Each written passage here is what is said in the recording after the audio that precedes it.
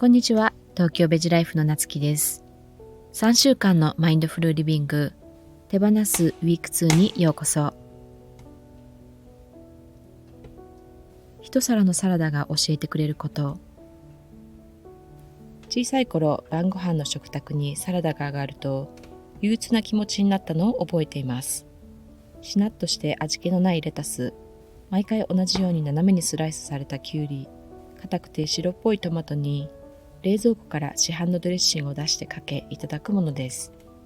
サラダとは味気のなくつまらないものというイメージを持っていた私でしたが、初めて訪れたアメリカで食べたシーザーサラダには驚かされました。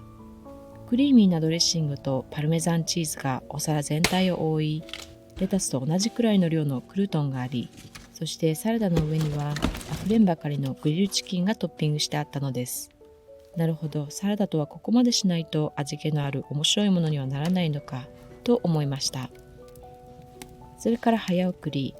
数年前にお肉を食べなくなり、だんだんとドレッシングを含めて加工食品をあまり買わなくなり、そしてようやくサラダの本来の姿に出会うことができました。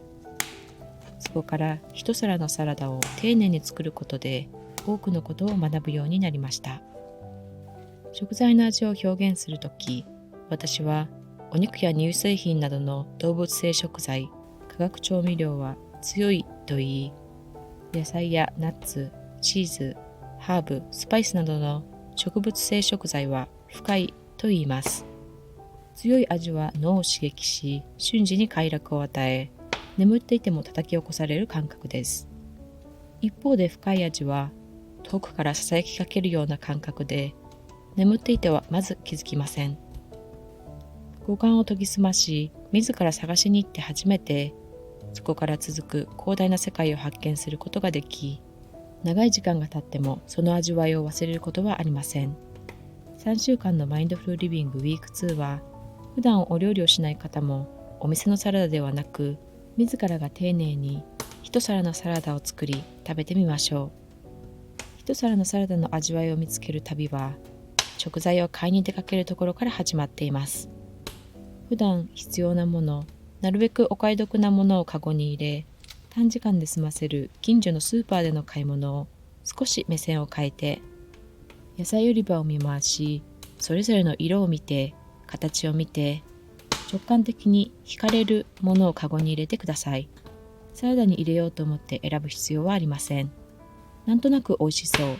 綺麗だなと思うものを、あなたを呼ぶ野菜を手に取って。最初はどれが元気な野菜かわからないかもしれません。どれがあなたを元気にしてくれる野菜かわからないかもしれません。それでも何回か繰り返すうちに、だんだんと自分が今必要としている力を持つ食べたい野菜がわかるようになってきます。お家に帰ったら早速台所に立ちましょう。火を通す必要がある野菜は蒸し器に。たっぷりの湯気を見つめていると、不思議と心まで温かくなります。オーブンがあれば、オリーブオイルと塩でゆっくりとローストしてもいいですね。20分もすれば幸せな香りが部屋いっぱいに広がります。葉物野菜をたっぷりのお水で洗い、葉を一口大にちぎり、しっかりと水気を切ったらドレッシングです。ドレッシングとはドレスするもの、つまりまとわすもの。手で丁寧にちぎった葉の一枚一枚をオイルでコーティングします。手を汚したくないとトングや菜箸を使う方も多いと思いますが、食材の状態を感じながら優しく扱うには手を使うのが一番です。味付けはシンプルに、お酢の酸味と塩の塩味だけ。野菜が持つ自然な味を大切に。そして最後に、ただお皿に乗せるのではなく、なるべく野菜が美しく見えるようにプレーティングします。戸棚の奥に眠っているいただき物のお皿をそっと起こし、器としての本来の役割を与えてあげるのもいいでしょう。シンプルなサラダは目の前に出され、特に何も気にせずに食べれば、とてもつまらないものになるかもしれません。それを感覚を頼りに食材を選び、優しく調理し、丁寧にプレーティングする過程の中で、それぞれの瞬間を意識的なものにすると、出来上がったサラダをお皿から口に運び、味わう瞬間の意識も高まります。そこから開ける新しい世界は、自らが丁寧に作った一皿のシンプルなサラダだからこそ教えられるものなのです。瞑想。瞑想と聞いて興味はあるけど難しそうと思う方は多いかもしれません。瞑想のやり方の本があれば、瞑想クラスやグループもあり、音声がガイドしてくれる瞑想用のオーディオもあります。それらを実際に試してみたけれど、習慣づけることはできなかったという方も多いかと思います。では、瞑想とは何でしょうか。足を組んで座り、目を閉じて、一定の時間身動きせずに頭を空っぽにすること。それは確かに瞑想の方法の一つではありますが、もっと広い目線で瞑想を見てみましょう。瞑想をしようとすると、いろいろな考え、景色、人が頭に浮かんできます。それは多くの場合、過去に起こって気になっていること、そしてこれからやらなければならないこと。過去に起こってしまったことはどうすることもできませんが、これからやらなければならないことも未来に起こることで、今この瞬間に何かできることではありません。過去や未来のコントロールできないことに飛んでいってしまう考えを今に戻し、今この瞬間に意識を傾けることができると、まるで時が止まったかのような静寂の感覚を得ることができます。私たちは過去や未来のコントロールできないことに無意識に思いを馳せ、心配したり、くよくよしたり、怒ったり、寂しく思ったりします。しかし気がついたらすぐに過去になってしまう。今この瞬間の存在を感じることで、手放すこと、身を委ねることが心に与えてくれる深い安らぎを学ぶことができるのです。瞑想にはいろいろな方法がありますが、その中で共通するのは、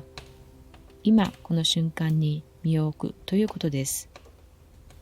仰向けに寝て目を開けたまま一点を見つめてもいいのです。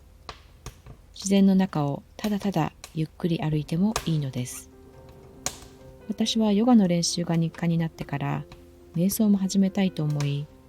本を読み、友人と瞑想し、瞑想グループやクラスに参加し、オーディオもいくつか入手しました。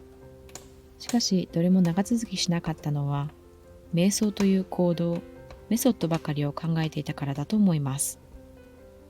朝目が覚めたら、まず数分目を開けてじっと天井を見つめます。そして静まり返った部屋で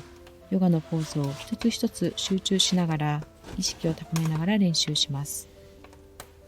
仰向けでまたは足を組んで目を閉じ、高まった意識を落ち着け、これから始まる一日に感謝をします。それが今の私の瞑想の形です。3週間のマインドフルリビングの2週目は、朝のヨガの後にぜひ5分間の瞑想をしてみてください。無心にヨガの動きに集中し、雑念を振り払うと、その後の瞑想も自然と心がクリアに見えてくるものです。もちろん最初からうまくはいかないでしょう。ヨガをしている時から今日これからの予定を考えてしまうかもしれません。それでも大丈夫。瞑想は一つのプロセスでもあります。今この瞬間を感じられなかった日でも、何一つ無駄なことはありません。大切なのは自分の心の中の中心へと導かれるその旅の過程を楽しむこと。見返りを求めずに、ただただ一歩一歩進んでいけば、あなたのためだけの道筋が見えてくることでしょう。依存する心を手放す。皆さんは依存と聞いてどんなイメージが湧くでしょうか。アルコール依存症やドラッグ中毒など、何やら怖いこと、そして一部の人だけの問題と思われるかもしれません。実際には依存する心は誰しもが多かれ少なかれず持つもので、気づかないうちにそこにあるものです。気がついたらスマホを手にいいねの数をチェックしている。月に1回はショッピングに行かないと気が済まない。ボーイフレンドがどこで誰と一緒にいるのか気になってしょうがない。常に仕事をしていないと不安になる。依存しているかしていないかを分けるのは、それをしなかった時、それがなかった時に心がざわつき、平常心が保てなくなるかどうかと思います。私もいろいろなことに依存した経験がありますが、一番昔からあり、そして今も完全に断ち切れていないのは食べることへの依存。10代の頃、親元を離れて単身アメリカに渡った私は、心の満たされない何かを食べることで埋めようとするようになりました。美味しいものを食べることで感じられた喜び、幸福感は最初のうちは私の心の支えになってくれましたが、それはそう長くは続きませんでした。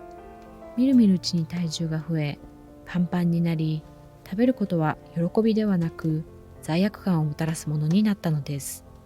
それでも過剰な量を食べることがやめられないばかりか、ポテトチップスや砂糖がたっぷり入ったケーキなど、明らかに健康に悪いものばかりを食べるようになった。その理由は罪悪感そのものに依存していたからかと思います。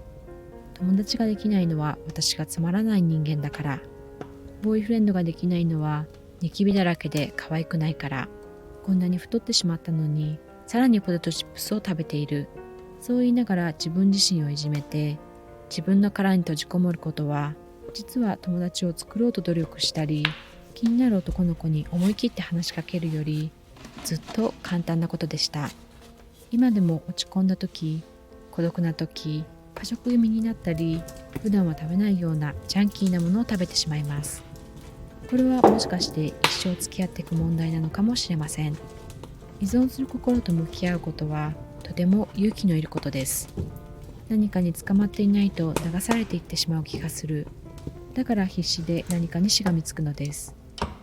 でもその手を離しても大丈夫。流れに負けないくらい強い足でしっかりと立っているから大丈夫。と自分を信頼できるようになって初めて依存する心を手放すことができるのかもしれません。今までしがみついていたもの、人を手放したとき、そこに残るのはあなた自身です。今日一日、無意識に自分を縛っている行動をやめて、そのエネルギーを自分を理解することに向けてみませんか？自分自身を受け入れ、他のものや人に依存する必要がなくなったとき、今まで感じたことのなかったような解放感で心が満たされるはずです。心の拠り所は誰でも必要。でもほんの少し寄りかかりを緩めて、自分の足で立ってみて、またすぐ寄りかかってしまっても大丈夫。少しずつでも自分で自分を支える練習をしていきましょう。人との縛りを手放す。人間はほんの一部を除き、一人で生きていくことはできません。映画キャスターウェイの中で無人島に漂流した主人公が無人島生活で最初にしたことは、話し相手となってくれる友達を作ること。それがただの顔を描いたバレーボールであったとしても、発狂してもおかしくない状況の中で、最後まで希望を失わなかったのは友達の存在があったから。では私たちの周りには、そんなかけがえのない存在と言える人はどれくらいいるでしょうか。SNS 上ではコメントをしてくれる人、いいねをしてくれる人、たくさんの人とつながっているかもしれません。コロナの状況で外出自粛の動きが高まったとき、そういったオンライン上の人とのつながりは、どれくらい不安に押しつぶされそうになる心の支えになったでしょうか。直接職場の人や友人と会えないことで、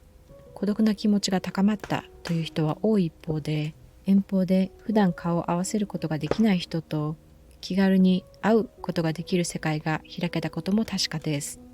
そんな人とのつながりが多様化する今、自分にとって本当に必要な人たちについて改めて思ってみませんか？頻繁に話をしない人でも、音信不通になってしまった人でも、すでにこの世を去ってしまっている人でも、その人のことを考えるだけで自然と笑顔になってしまう。ハートがポッと温かくなる、そんな人のことを。そして無意識に自分の考え方、行動、生活をコントロールしている人のことを考えて、何かをしようと思ったとき、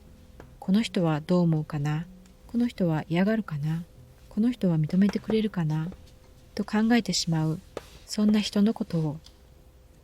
自分にとって必要な人たち、必要ではない人たち、ぎゅっと固く握った彼らの手をほどき、解放しましょう。あなたを幸せにしてくれる人は、手を握っていなくても、いつでも心のそばにいてくれます。あなたの心を縛る人は、あなた自身でもあるかもしれません。人との縛りを手放すことで、あなたにとってかけがえのない存在がきっと見えてくるはずです。完璧主義を手放す。2年ほど前、人知れず YouTube チャンネルを始めた私ですが、YouTube の始め方について聞かれることもあります。YouTube をやっていて、こうした方がいいんだろうなという感覚のようなものはありますが、何かアドバイスできることがあるとすれば、とにかく始めてくださいということ。私の大好きな本で、ジュリア・ロバーツ主演の映画にもなった食べて、祈って、恋をしての中で、宝くじが当たるようにしてください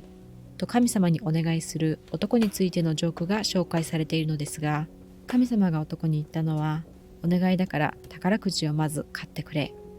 私たちは何か新しいことに挑戦したいと思ったとき、ほとんどの場合、何か理由をつけて最初の一歩を踏み出すことをせずに終わってしまいます。